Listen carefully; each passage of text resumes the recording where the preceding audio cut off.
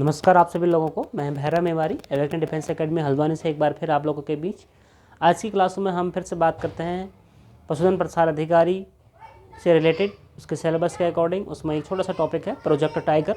ठीक है, उस प्रोजेक्ट टाइगर के बारे में कुछ मैं महत्वपूर्ण बिंदुओं पर चर्चा करूँगा, तो उन बिंदुओं को हमें समझना है और उन पर मनन करना है। ठीक है, सबसे पहले बात आती है प्रोजेक्ट टाइगर। देखो मैं यहाँ पर थोड़ा सा मेंशन भी करता हूँ साथ साथ में। और प्रोजेक्ट टाइगर हमारे पास आता है, ठीक है, प्रोजेक्ट टाइगर क्यों स्टार्ट किया गया? प्रोजेक्ट टाइगर इसलिए प्रारंभ में किया गया था क्योंकि भारत का जो राष्ट्रीय पशु है वो बाघ है। बाघों की संख्या में निरंतर कमी होने की वजह से और इनका वन्य जीव संरक्षण के तहत इनका संरक्षण कैसे होगा, और इस चीज़ को बढ़ाने के लिए और इनकी संख्या को बरकरार बनाए रखने के लिए और इनकी विलुप्त हो रही प्रजातियों के संरक्षण के लिए सबसे पहले 1973 में 1973 में, ठीक है, भारत सरकार तत्कालीन प्रधानमंत्री स्वर्गीय श्रीमती इंदिरा गांधी जी के द्वारा प्रोजेक्ट टाइगर चलाया गया था। ठीक है, क्या चलाया गया था? प्रोजेक्ट टाइगर की शुरुआत की गई थी। प्रोजेक्ट टाइगर के संरक्षण के लिए। तो कहाँ से प्रारंभ में किया गया था? प्रोजेक्ट टाइगर की शुरुआत हमारे पास है ना, कॉर्बेट नेशनल पार्क। हमारा कॉर्बेट नेशनल पार्क पहला पॉइंट आता है, कॉर्बेट नेशनल पार्क है ना। कहाँ है हमारे पास? ये उत्तराखंड के रामनगर में प्लेस पर है हमारे पास कॉर्बेट नेशनल पार्क, जिसकी स्थापना 1936 में हुई है सबसे पहले, और एशिया का प्रथम नेशनल पार्क है। ठीक है, इससे पहले इसका नाम था हेली नेशनल पार्क, जिसको इसमें एक रामगंगा नदी बहती है। ठीक है, तो रामगंगा नेशनल पार्क है, या प्राचीन नाम इसका हेली नेशनल पार्क है।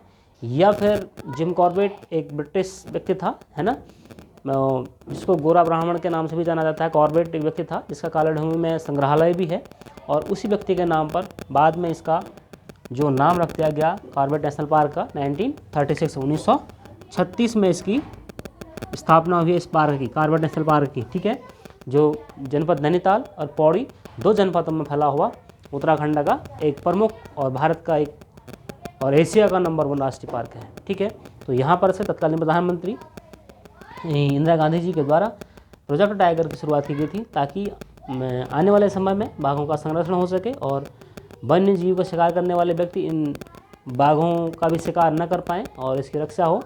इसी के लिए ये कानून बनाया गया था और ये योजना प्रोजेक्ट शुरुआत इसकी की गई थी। ठीक है, वैसे भी वन संरक्षण से रिलेटेड भी अन्य कानून भी आए थे देश में। तो हम बात करते हैं प्रोजेक्ट टाइगर की।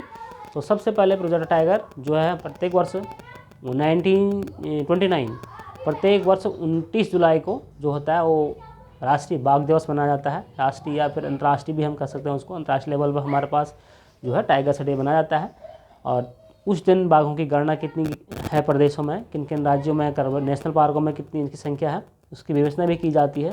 साथ साथ ही पब्लिक में अवेयरनेस भी ये बताई जाती है कि इनका संरक्षण आने वाले समय में कैसे किया जाए। ठीक है, और कुछ अन्य नेशनल पार्कों के बारे में आपको बताता हूँ। तो कौन कौन सी चीज़ें ऐसी हैं जो प्रोजेक्ट टाइगर के थ्रू रन होती हैं और कहाँ कहाँ टाइगर रिजर्व हैं। वर्तमान में देखें तो वैसे वर्तमान में लगभग हमारे देश में 57 टाइगर रिजर्व हैं। टाइगर रिजर्व इसलिए बनते हैं क्योंकि वहाँ पर इनकी फिक्स संख्या जो हो जाती है उसको रिजर्व कर दिया जाता है। जैसे उत्तराखंड का एक 2017 में राजाजी नेशनल पार्क है हमारा, है ना, जिसको मोतीचूर वन्य जीव बिहार भी कहा जाता है, प्राचीन नेम उसका, तो वो भी हमारा टाइगर रिजर्व है। ठीक है, उसी प्रकार से हमारे पास पश्चिम बंगाल का जो सुंदरवन का एरिया है वहाँ पर भी जो बाघों का है उसको भी इस रिजर्व रखा गया है। ऐसे राजस्थान के कई पार्क हैं उनको भी उसमें रखा गया है। तो मैंने कुछ ये पॉइंट मेंशन किया, इन पॉइंट को आप देखिए। मैंने क्या लिखा हुआ है, 29 जुलाई को विश्व बाघ दिवस मनाया जाता है, इंटरनेशनल टाइगर डे मनाया जाता है प्रत्येक वर्ष 29 जुलाई को। और कॉर्बेट नेशनल पार्क की स्थापना 1936 में हुई है। इसका प्राचीन नाम हेली नेशनल पार्क है, जिसमें कॉर्बेट के प्रवेश द्वार को ठिकाला कहते हैं, जो दो जनपदों में फैला हुआ है, नैनीताल और पौड़ी में। उसी के साथ साथ 1973 में यहाँ प्रोजेक्ट टाइगर की शुरुआत हुई थी। ठीक है, और राजाजी टाइगर रिजर्व 2017 उत्तराखंड में है। ये भी हमारे पास राजाजी टाइगर रिजर्व जो है इसको भी 2017 में टाइगर के लिए रिजर्व कर दिया गया। उसी के साथ साथ हम बात करते हैं, अभी करंट की बात करते हैं, तो करंट में हमारे पास जो है 2024 में 57वां टाइगर रिजर्व रातापानी वन्यजीव अभ्यारण्य मध्य प्रदेश में है। रातापानी वन्यजीव अभ्यारण्य, इसको भी टाइगर रिजर्व के रूप में घोषित कर दिया गया है। तो ये प्रमुख बिंदु इस टाइगर रिजर्व से रिलेटेड थे। तो ये एग्जाम की दृष्टि से महत्वपूर्ण हो सकते हैं, इन बिंदुओं का हमें वॉच करना है और इनका मूल्यांकन भी करना है। इसी के साथ साथ मैंने मेंशन किया कान्हा राष्ट्रीय उद्यान। कान्हा राष्ट्रीय उद्यान भी एक प्रकार से जो मध्य प्रदेश में है, ये भी क्या है अपने आप में टाइगर रिजर्व के रूप में जाना जाता है।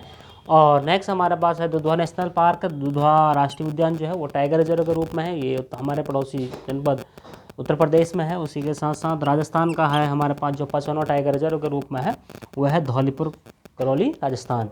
ठीक है, ये भी हमारे पास क्या है टाइगर रिजर्व के रूप में है। तो वर्तमान समय में भारत में 57 टाइगर रिजर्व हैं। ठीक है, और कॉर्बेट नेशनल पार्क में से एक प्रमुख है जो हमारे उत्तराखंड में है। ठीक है, प्रोजेक्ट टाइगर की प्रारंभ जो तिथि है वो हमारे पास 1973 से शुरुआत इसी की गई थी। ठीक है, तो आज की क्लास में इतना ही। मुझे उम्मीद है आपको ये छोटे से पॉइंट समझ में आया होगा।